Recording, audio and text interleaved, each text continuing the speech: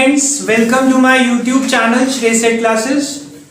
अभी हम एक टॉपिक पे डिस्कशन करने वाले हैं जिससे बच्चे बहुत ज़्यादा पजल्ड रहते हैं। अभी मेरे पास कुछ बच्चों ने जब इसमें डिस्कशन किया तो मैं हमेशा कहता हूँ बेटा पहले बोर्ड के एग्जाम दे लो फिर डिस्कस करेंगे कि सर आगे करना क्या है। हम कहीं करियर काउंसलिंग ज्वाइन करते हैं, कुछ बड़े बड़े सीनियर्स जो हमारे नोन हैं उनसे सजेशन लेते हैं कि हमें करना क्या है। ये सब प्रॉब्लम जो है हम सब बहुत कॉमन फेस करते हैं इस ड्यूरेशन में जब हम बोर्ड के एग्जाम के लिए प्रिपेयर कर रहे होते हैं। कुछ बच्चे कहते हैं सर मुझे आगे जॉब करनी है, कुछ कहते हैं बिजनेस करना है। एक्चुअल में आपको पता ही नहीं आपने करना क्या है, जो फैक्ट है। बट इतना सब सोचते हैं कि यार कुछ अच्छा सा करें जिससे हमें लाइफ टाइम फाइनेंशियली कोई प्रॉब्लम ना हो। ये तो हर इंसान के अंदर एक डिजायर होती है कि ऐसा स्टेटस हो कि मुझे सब जाने और ना भी जाने तो मेरे पास इतना पैसा हो कि मेरे पास किसी चीज की कमी ना हो। जिस स्टैंडर्ड में मैं अभी जी रहा हूँ उससे नेक्स्ट लेवल पे चला जाऊं। अब वो स्टैंडर्ड पाने के लिए मैं बहुत बार कहता हूँ बेटा आपको शुरू फ्रॉम द 12th ही करना होता है। कुछ लोग इस चीज को मानते हैं, कुछ लोगों के मैंने खुद व्यूज सुने भी हैं और देखा भी है। कुछ टीचर्स भी कहते हैं कि 12th का रिजल्ट में एक अच्छे मार्क्स आने चाहिए, बट ये आपकी लाइफ डिसाइड नहीं करता। लाइफ डिसाइड नहीं करता बट लाइफ में चेंजेस बहुत लेके आता है। उसका एक बहुत अच्छा एग्जाम्पल मैंने आज सुबह ही नोट किया और जब मैंने इससे बात करी तो मैंने सोचा कि इस बच्चे को आज ही बुला लिया जाए, क्यों लेट करें। क्योंकि कुछ बच्चे अभी भी रिजल्ट या एग्जाम को लेके सीरियस नहीं है, ये सोचते हुए कि मई में एग्जाम है इजीली हो जाएगा। प्री बोर्ड्स में कुछ बच्चों ने पेपर दिए तो पास नहीं हुए, कुछ ने दिए ही नहीं डर के मारे कि उन्हें पता है कि अब दोबारा फेस करना पड़ेगा। ऐसी प्रॉब्लम हर बच्चा फेस करता है। हम लोगों को लगता है शायद इस साल ऑनलाइन पढ़े हैं, कोविड का पंगा था तो हमारे साथ ये हो रहा है, बट ऐसा नहीं है, ऐसा हर साल होता है। ऐसे ही तुम्हारे में से पिछले साल एक बच्चा ये बैठा है आदित्य, इसके साथ भी कुछ ऐसी सिचुएशन थी। इसका रिजल्ट भी डिस्कस कर लूंगा, कोई प्रॉब्लम नहीं है। बट जैसा सबके घरों में होता है कि जब रिजल्ट खराब आता है तो ऑब्वियसली डांट पड़ती है। इसके पापा खुद गवर्नमेंट जॉब में है तो इसके पापा ने कहा था कि बेटा करना तो तूने भी गवर्नमेंट जॉब की तैयारी है, बट इसने कहा था कि पापा अभी मेरा कुछ नहीं पता, मैं क्या करूंगा, मैं कहाँ जॉब करूंगा, मेरे को कुछ नहीं पता, अभी फिलहाल 12th करूंगा। और इसके घर में एक प्रॉब्लम और थी कि इसका जो छोटा भाई है वो पढ़ाई में बहुत अच्छा है, तो वहां से भी एक प्रेशर आता है। फादर की गवर्नमेंट जॉब होना वो भी एक प्रेशर है। एक सबसे बड़ा रोल हमारी लाइफ में जो प्ले करते हैं वो हमारे फादर हैं, उनकी स्ट्रिक्टनेस है। अगर आपकी लाइफ में वो स्ट्रिक्टनेस नहीं है तो आप कहीं ना कहीं सीरियस नहीं होते। बट स्ट्रिक्टनेस के साथ साथ आपको खुद अपनी रिस्पॉन्सिबिलिटीज भी लेनी है। ऐसे ही ये स्टूडेंट लास्ट ईयर कुछ अच्छा स्कोर किया था इसने, according to him and his father इसने बहुत अच्छा स्कोर किया। बट अगर मैं अपने बैचेस के अकॉर्डिंग बात करूं तो उसमें भी एक टॉप 3 में तो था। अब वो टॉप 3 में कहां से उठा, कैसे आया, कितने मार्क्स आए, उसके बारे में डिस्कस तो करता ही हूं। इसने तैयारी कैसे करी, आपको लगता है कि शायद तैयारी कुछ अलग ही होती होगी। बेटा प्री बोर्ड में ये फेल था और कितने सब्जेक्ट में था, आजा बेटा इधर आ, ये खुद ही बता देगा आपको। हाँ जी, कितने सब्जेक्ट में फेल थे? देखा, फेलियर सबने फेस किया है। हमें लगता है कि शायद हमारे ही नंबर कम आ गए। उसके बाद जब वो फेलियर फेस किया, फादर का कहीं ना कहीं मेंटल प्रेशर था, डर था, पढ़ा, बहुत मेहनत करी इसने, घर बैठ के भी, सेंटर पे बैठ के भी हर टेस्ट दिया, थ्योरी याद करनी, लिख लिख के याद करनी। कोई और टेस्ट दे ना दे ये कह रहे हो भैया मैं बैठ के टेस्ट दूंगा। सारे फ्रेंड्स चले जाते थे क्योंकि आप इसके ग्रुप को जानते हो, सारा ग्रुप इसका वही था। आप सब जानते हैं कैसा ग्रुप था। जो बच्चे नहीं जानते इनका ग्रुप भी वही था जो आपका है। आधे इधर जाओ, आधे उधर जाओ, घूम के मिलेंगे एक ही अड्डे पे, सुबह शाम का एक ही अड्डा। उसके अलावा गेम खेलने में इनसे कोई पीछे नहीं, क्योंकि क्रिकेट इनका बहुत फेवरेट गेम है। आज भी चले जाओ तो वहीं पे मिलेंगे इनमें से आधे। बट इसने क्या डिसाइड किया कि पढ़ना है, गेम तो अभी भी गेम में बहुत है। इसका एडमिशन डीयू में हो चुका है ऑलरेडी। कौन से कॉलेज में? शहीद भगत सिंह। शहीद भगत सिंह कॉलेज में एडमिशन हो चुका है। और हम लोगों को लगता है कि डीयू में क्या है, डीयू बहुत अच्छी यूनिवर्सिटी है जहां आपको बहुत कुछ सीखने को मिलता है। और डीयू में एडमिशन लेने के लिए आपको कट ऑफ क्लियर करनी होती है। कितने परसेंट मार्क्स थे बेटा 12th में? 86.5। 86.5। जो बच्चा प्री बोर्ड में फेल हो रहा है 5 सब्जेक्ट में, वो भी 86.5 अगर ला रहा है, इसका मतलब आप समझें, मैंने कहा था आपको पहले भी समझाया कि बच्चा 10 से 15% का इंक्रीमेंट करता है। ये फेल से 86.5 तक पहुंचा, मेहनत तो रही होगी कुछ ना कुछ। और लास्ट टाइम भी जो डिस्कशन हुआ था आप लोगों से, उस टाइम पे मैंने कहा था कि उस बच्चे के पास भी एंड्रॉयड फोन नहीं था, 12th में इसके पास भी नहीं था। रीजन के पेरेंट्स का यही मानना था कि बेटा इसमें लग जाओगे तो फालतू काम ज्यादा होंगे, बट अगर इसने पढ़ना होता था किसी दिन वीडियो से तो ये फोन अरेंज कर देता था, तो पेरेंट्स भी दे देते थे कि भाई तूने पढ़ना है, कोई प्रॉब्लम नहीं है। अब 86.5 लिए, अब क्या हुआ लाइफ में, कोई चेंज आया उस टाइम पे? वही दोस्त, वही गंदी सी लाइफ, सब कुछ वही चल रहा, कोई चेंज नहीं आया। कहीं सोचे 12th में बहुत अच्छे मार्क्स ले आया तो बहुत अच्छी लाइफ, बट एक अच्छा काम हुआ, इसने मेरे से पूछा कि भैया करना क्या चाहिए, मुझे आगे कहाँ एडमिशन लूँ। इसके पापा और ये मेरे घर आए थे, वो फर्स्ट डे था जब इसके पापा से मैं पर्सनली मिला था, अदरवाइज फोन पे ही बात हुई कि जी पढ़ नहीं रहा। उन्होंने कोई बात नहीं, आपने बता दिया आगे काम मेरा है। उन्होंने इसे समझाया, डांटा, मारा पीटा, वो उनकी रिस्पॉन्सिबिलिटी है। मैंने कहा था, उन्होंने भी कहा था कि अगर रिजल्ट अच्छा आया सर मैं आपसे मिलूंगा, तो वो स्पेशली उस दिन मेरे घर आए,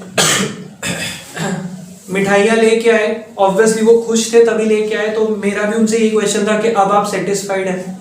तो वो इतने खुश थे, कह रहे सर बस अब आगे इस पे ध्यान रखना आप कि ये आपसे गाइडेंस लेता रहेगा, इसको बताते रहना।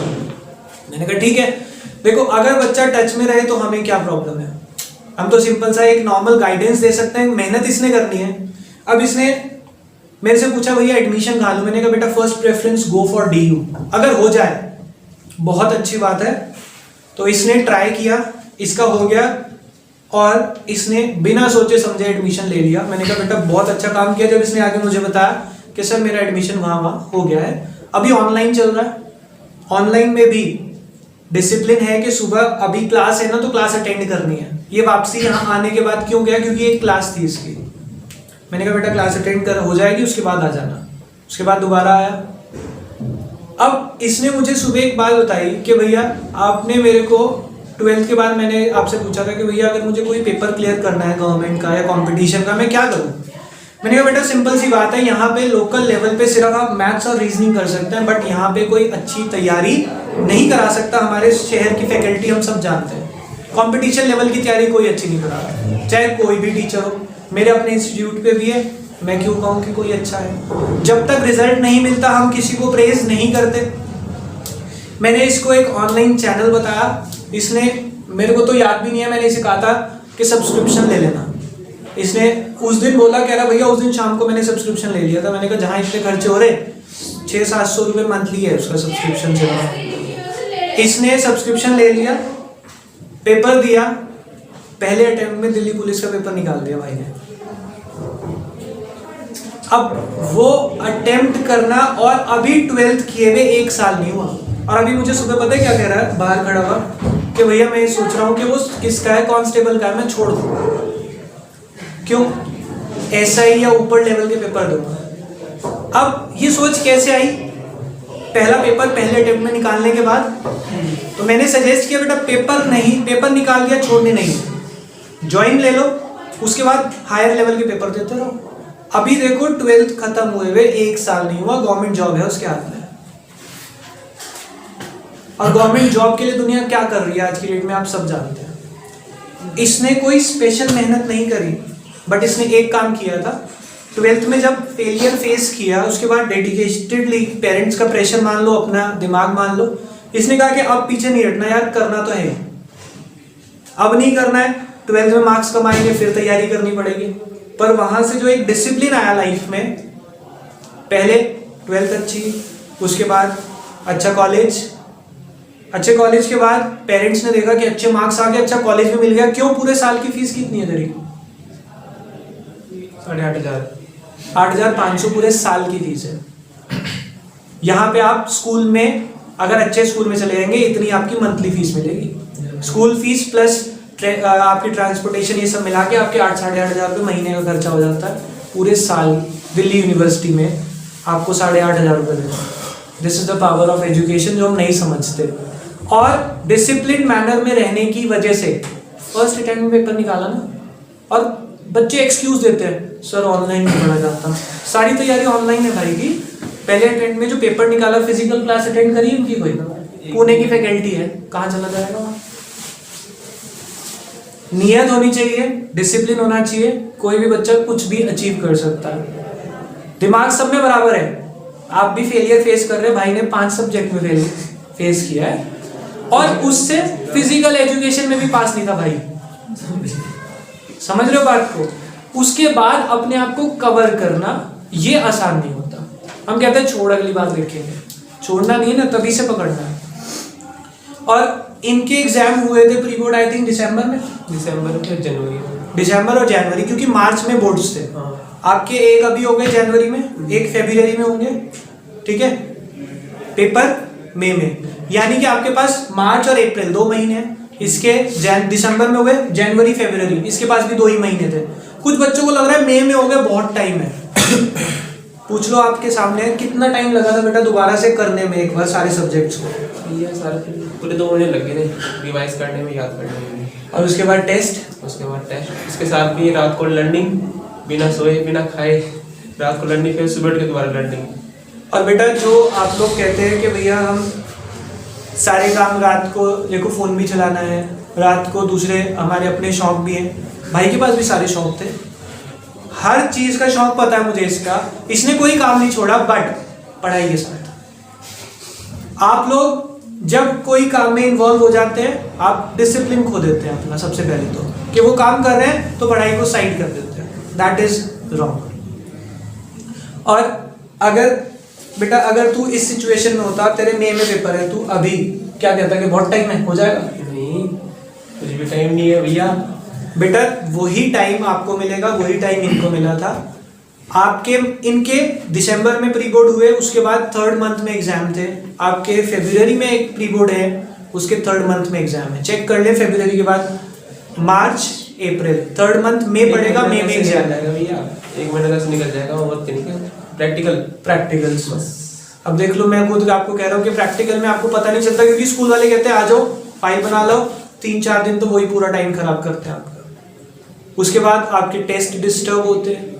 अब इससे पूछ लो कितने टेस्ट दिए, खुद ही बता देगा। रोज के 3 टेस्ट लगातार, रोज के 3 टेस्ट। आखिरी में इको बिजनेस, आखिरी में रोज 3-3 टेस्ट दिए हैं इसने, चाहे थोड़े थोड़े टॉपिक के 1-1, 2-2 चैप्टर के दिए, बट दिए हैं। बेटा टेस्ट का मतलब ये नहीं होता कि आपको हर बार डांट ही पड़ने वाली है। टेस्ट का मतलब ये होता है कि आपकी कमियां आपको पता लगती है। और कितने टेस्ट तो ऐसे होते हैं, अब तो मैं फिर भी तुम्हें साथ चेक करके दे रहा हूँ, इनके तो कितने टेस्ट चेक ही नहीं हुए, पर इनको फिर भी पता लग जाता था कि मेरी गलती कहाँ हुई।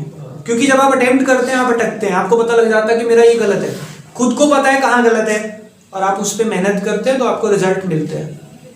आज से 6 महीने पहले जब ये बोर्ड के एग्जाम दे रहे थे, 7-8 महीने पहले, आप इसको देखते तो भाई को कुछ नहीं पता था दीन दुनिया का, ये अपनी धुन में रहता था। ये ड्रेसिंग सेंस भी अगर आप देखें तो ये सब वहीं से मिला है। अभी सिर्फ 1 महीना अटेंड करी क्लास डीयू की फिजिकली, कितनी 2 महीने हो गई चल रही है, 2 महीने से वहाँ पे कॉलेज अटेंड कर रहा है ये, तो ये 2 महीने का चेंज है। और इसने अभी मुझे आके क्या कहा सुबह कि भैया मैंने टेली का कोर्स भी कर लिया, आपने कहा था, वो भी दिल्ली से कर लिया। अब मैं ये सोच रहा हूँ किसी सीए या एडवोकेट के पास लग जाऊँ पार्ट टाइम जॉब के लिए, क्योंकि आफ्टर 2 मेरा कॉलेज भी खत्म हो जाता है, मेरी कोचिंग भी खत्म हो जाती है, 2 बजे के बाद मैं फ्री हूँ। तो मैंने कहा कि बेटा किस लोकेशन पे, वहाँ पे 1-2 जने हैं, मैं बात कर लेता हूँ और आप भी बात कर ले जाके।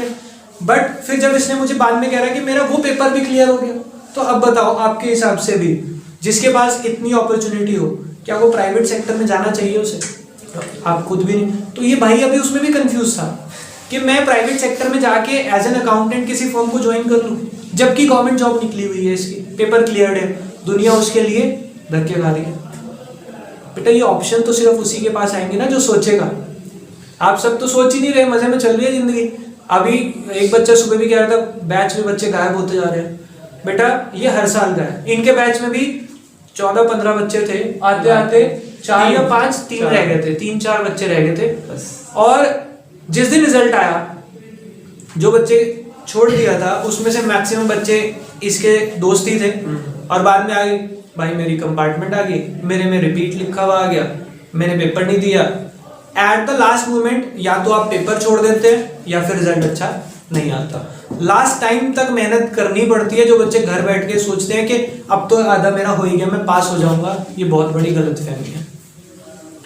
यार पूरा पढ़ के आधा पास होता है पूरा पढ़ के आधा अटेम्प्ट करेंगे आप वहां पे। तो बेटा ये प्रैक्टिकल चीजें आपको फेस करनी पड़ेंगी। और आपके अगर कभी भी कोई भी डाउट रहे या अभी भी कोई दिमाग में चीज है तो आप इससे पूछ सकते हैं। मेरे को तो जो एक चीज मेन कॉमन इससे डिस्कस आपकी करानी थी वो ये था कि मई में एग्जाम है तो क्या अभी बहुत टाइम है, उसका जवाब इसने आपको दे दिया। तैयारी कैसे करनी है, अब क्या करना चाहिए आपके हिसाब से? जैसे इनका सिलेबस में रिवीजन भी आधा हो गया, लगभग हो गया। तीनों सब्जेक्ट में आधा आधा रिवीजन भी हो गया। जो रिवीजन हुआ है ना उसको दोबारा स्टार्ट कर लो। जो भी रिवीजन हुआ है फर्स्ट चैप्टर से, चाहे रोज के 4 क्वेश्चन करोगे ना अकाउंट्स के, वही बहुत मायने रखते हैं। समझ आई? मैं भी ईको में सबसे आसान तरीका है, आधा याद करा, रात को लिखो, सुबह उठ कर रिवाइज करो, अगला रिवाइज करो, उससे फिर लिखो, रात को रिवाइज करो, सबसे आसान तरीका है। और एक दिन पूरा चैप्टर हो जाए, बिना बुक उठाए सारा लिखो, चेक करो कहाँ गलती है, सबसे आसान तरीका है। जहाँ गलती आएगी ना वहीं कहीं बुक में मार्क कर लो, स्टार मार लो, यहाँ मेरी गलती है। और जब भी दोबारा पढ़ोगे पता चल जाएगा मेरी कहाँ गलती है, मेरी कहाँ पे सेंस गलती होती है, वहाँ बड़े आराम से हो जाएगा। देखा, ये मेरा बनाया हुआ तरीका नहीं है। ये बच्चे खुद अपना प्लानिंग जब करते हैं ना तो नए नए आइडियाज आते हैं दिमाग में। और इंग्लिश इसकी भी ऐसी ही थी, बट फाइनल पेपर आते आते इसकी इंग्लिश बहुत अच्छी हो गई थी। इको में कितने मार्क्स थे?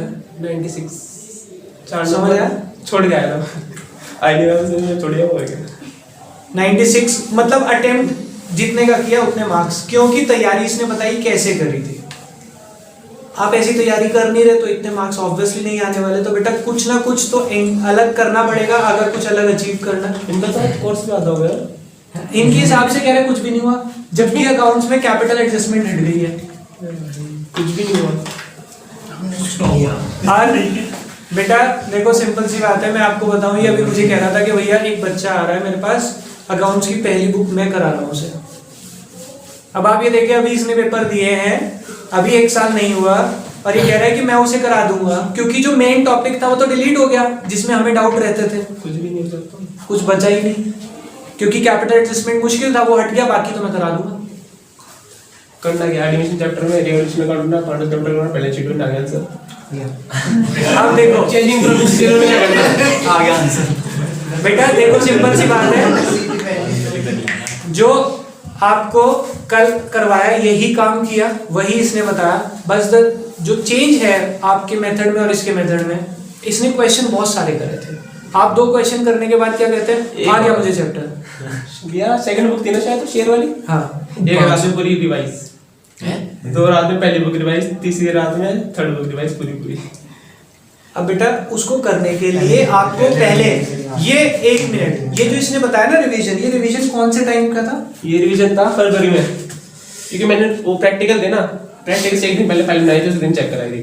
क्यों मैं टीचर से वो क्या नाम बहुत चाल बढ़िया थी, क्योंकि उन्होंने पूरे नंबर दिए थे प्रैक्टिकल में, कुछ दिक्कत ही नहीं थी। हाँ उसी दिन बनाई थी मैंने, उसी दिन चेक कराई थी, मेरा नंबर था ना प्रैक्टिकल, 10 मिनट पहले चेक कराई, पूरे नंबर दिए, वहाँ पे जाकर प्रैक्टिकल दे दिया। समझे?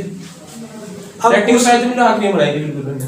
उसके लिए बेटा एक चीज तो बहुत क्लियर कट उसने बताई ना कि मैंने 4 दिन में पूरी अकाउंट्स खत्म करी थी। अब उसके लिए जैसे इसने कहा कि अभी मैं आपका सेकंड बुक पे हूँ, ठीक है, तो पहले वाली बुक को आप खुद रिवीजन करना शुरू कर देना। आपको लगता है कि सर करवा रहे हैं ये वाली, मैं वो करूंगा तो कंफ्यूज हो जाऊंगा, ऐसा कभी भी नहीं होगा। ये तुम सर यहाँ पे कराना है सेकंड बुक, तुम घर पे पहली बुक रिवाइज करो, जहाँ पॉइंट आ रहा है वहाँ क्वेश्चन स्टार बनाओ, आगे पूछ लो, सबसे आसान तरीका है।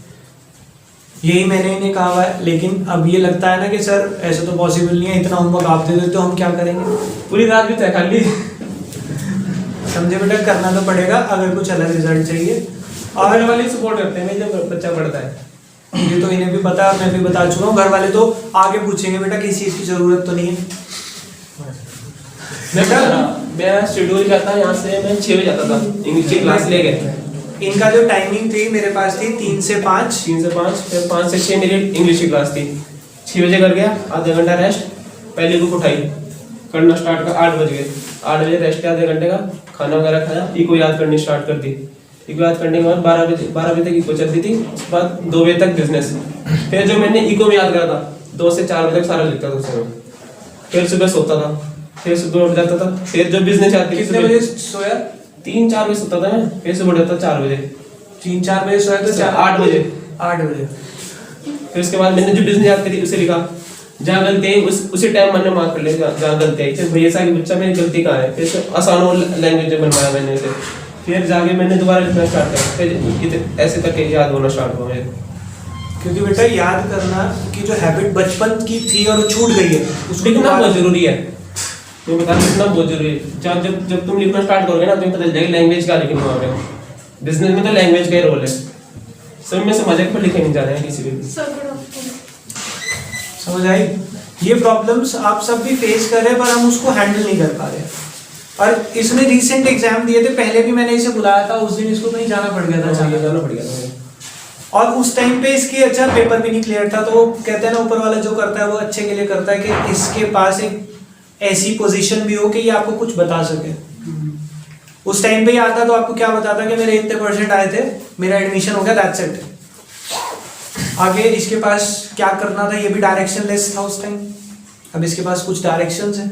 तो बेटा इसीलिए अगर कुछ अचीव करना है तो आपको करना ही पड़ेगा, अभी से शुरू करना पड़ेगा, क्योंकि यहीं से डिसिप्लिन बनता है जिंदगी में। उसने अपना शेड्यूल बताया कि मैं 4-4.5 घंटे 5 घंटे सोता था, बस। उसके अलावा पढ़ना लिखना, जो याद किया उसे लिख लिया, जिससे कि आपके सब्जेक्ट के ऊपर आपका कंट्रोल आ जाए।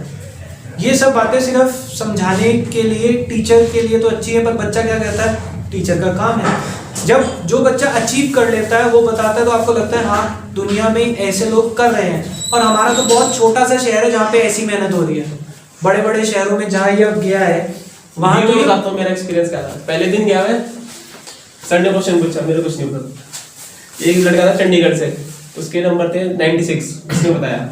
मैं सोच रहा 86 पे आगे मैं इतना नीचे हूँ, तो डी में जाके मतलब पहले बार मुझे एक्सपीरियंस हुआ कि 86 में आके कितना कम लेवल ले रहा हूँ। तो मैंने दोबारा अकाउंट्स पढ़नी स्टार्ट कर दी दोबारा इसकी वजह से, क्योंकि वहाँ जाके बच्चा एक से एक मिलता है वहाँ जाके। यहाँ पे नहीं है, यहाँ कुछ नहीं है। अब ये तो बेटा एक्सपीरियंस धीरे धीरे ही गेन होंगे आपको, जो आपको खुद ही बनाने पड़ेंगे, लेकिन मेहनत अभी से शुरू करनी पड़ेगी। जो बच्चे बिजनेस भी करना चाह रहे हैं, बिजनेस करने के लिए भी बेटा आपके पास क्वालिफिकेशन होना आज की डेट में जरूरी है, एटलीस्ट ग्रेजुएशन।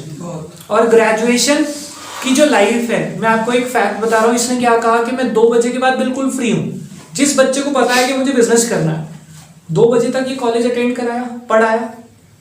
अब अगर ये चाहे 1 घंटा रेस्ट करे, उसके बाद 3 से 5 पढ़े, 5 बजे के बाद जो इवनिंग है, दिल्ली की इवनिंग हम सब जानते हैं कैसी होती है, उसे एंजॉय करो। आपको क्योंकि आपको तो पता है ना कि आपने बिजनेस करना है, बट वहां जाने के लिए तो मेहनत अभी करनी पड़ेगी ना, वरना फिर सहारनपुर में जैन डिग्री वाले आपको सुबह शाम मिलते ही हैं। उनकी लाइफ और इनकी लाइफ में फर्क तो हमें सबको ऑब्जर्व हम कर सकते हैं इजीली, पर उसको अचीव भी तो करना है ना। लड़के बड़े बड़े हैं। सही बता रहा भैया, मैं एक्सपीरियंस बता रहा भैया, मैं सही बता रहा। देखा बेटा, अब सिंपल सी बात है, आपको हर एक को सोर्स ऑफ अट्रैक्शन होता है दिमाग में, पर जब हम पढ़ाई कर रहे हैं उस टाइम पे ऐसा अट्रैक्शन नहीं होना चाहिए, क्योंकि जब आप कुछ अचीव कर लेंगे तभी आपको ऐसे एक्सपीरियंस मिलेंगे। अदरवाइज तो सहारनपुर को तो हम बहुत अच्छे से जानते हैं सब, यहाँ क्या होने वाला है और कैसा क्राउड मिलेगा आपको, ठीक है ना। और जो बच्चे जैन डिग्री में हैं, आप उनसे खुद भी डिस्कस कर सकते हैं, आपके फ्रेंड्स होंगे जिस लेवल पे वो 12th में थे उससे 1 लेवल 2 लेवल नीचे मिलेंगे आपको, ऊपर का तो मतलब नहीं है, क्योंकि सोच और गिर चुकी होगी उनकी। तो बेटा अब आपके हाथ में है कि आपने करना क्या है, पढ़ना कैसे है। देखो सिंपल सी बात है, हर बच्चा रोटेशन में आ रहा है पढ़ने में। आज पढ़ लिया, 2 दिन छोड़ दिया, 2 दिन पढ़ लिया, 1 दिन छोड़ दिया। अगर ऐसे चलेगा तो कोई फायदा नहीं होने वाला आपका। जो याद करोगे बस जो याद किया वो भूल जाओगे, 2 दिन बाद फिर आओगे, अच्छा फिर शुरू से शुरू करना है। तो ऐसी प्रॉब्लम अपने लिए खुद जनरेट मत करें। बाकी आपको सबको पता ही है कि लाइफ में आपने क्या करना है, आप बहुत अच्छे से जानते हैं कि आपको क्या करना है, पर जो भी करना है उसके लिए पढ़ाई बहुत जरूरी है और उसके लिए स्टार्ट आपको अभी करना पड़ेगा। अभी ये मत सोच लेना टाइम खत्म हो गया, अभी टाइम है पर वेट करने का टाइम नहीं है। अब तो आपको एक्शन लेना ही पड़ेगा, पढ़ना ही पड़ेगा, अदरवाइज टाइम निकल जाएगा। ठीक है, कुछ इस तरह के डिस्कशन, अनप्लान्ड डिस्कशन ऊपर वाले ने चाहा तो दोबारा होंगे। फिलहाल अभी के लिए बाय बाय।